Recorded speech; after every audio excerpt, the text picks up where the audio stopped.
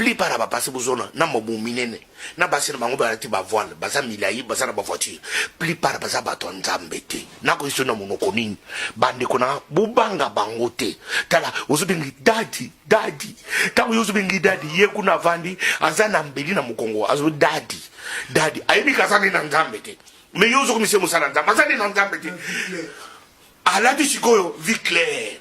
Avant ni yomoni le relatif que le monde musantu njokande démon diable satana parce que ça qui ngaili na ça qui na ba fi clair yo ça na vandi dimanche yo moni ke siko na vandi na za na vandi na concentration na uti retraite njoka na uti retraite na uti na mbenda na za na mbenda na nzoto na celebrate drink e kangingai na zoro ko mutokolia mutokomela mutu eza escroquerie eza ni escroquerie manipulation ba kize ba bandiro musu na zoro bangai o yakoboya aboyi na zoro ngai na makamuna siko sala.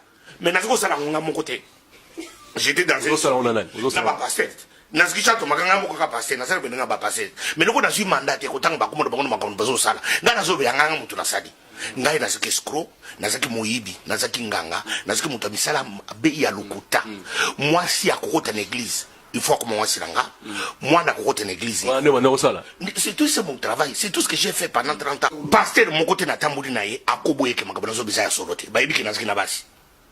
Bayibi ke naziki na basi na boto wiki ko ina zana bana ko ozana bana ko me na ko nomba na boto asi belé na zana bana ko de 10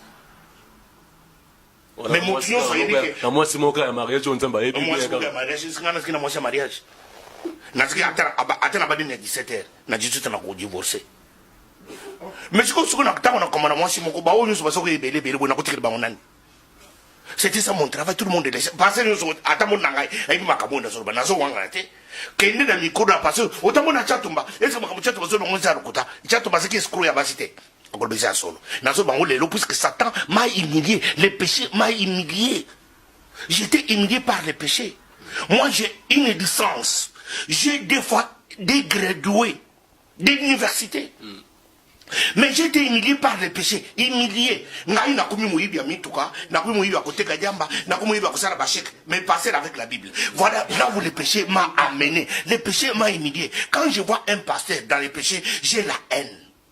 Puisqu'il ne sait pas là où le péché peut l'amener. Le péché va t'amener très loin. Le péché m'a humilié. Moi, j'ai été humilié. Bakomi, ngai de ma nature, na kolo mutabeta ngate.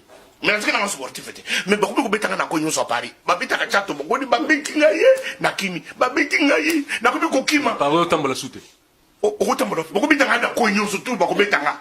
Moi j'étais inopprobre, j'étais la honte et des hommes et des dieux bande kunanga chato bozoko na tambola qui vient à un moment donné de mon appel de Dieu. J'ai menti aux gens na kosi bato na kosi prophétie na kosi mateya pona zo mbongo na yo na kosi yo pona zo mwasi na yo na tindi yo na tika na mwasi na yo na zo mwasi na yo na mona ki lokola gloire et pourtant que c'était le diable qui m'a humilié.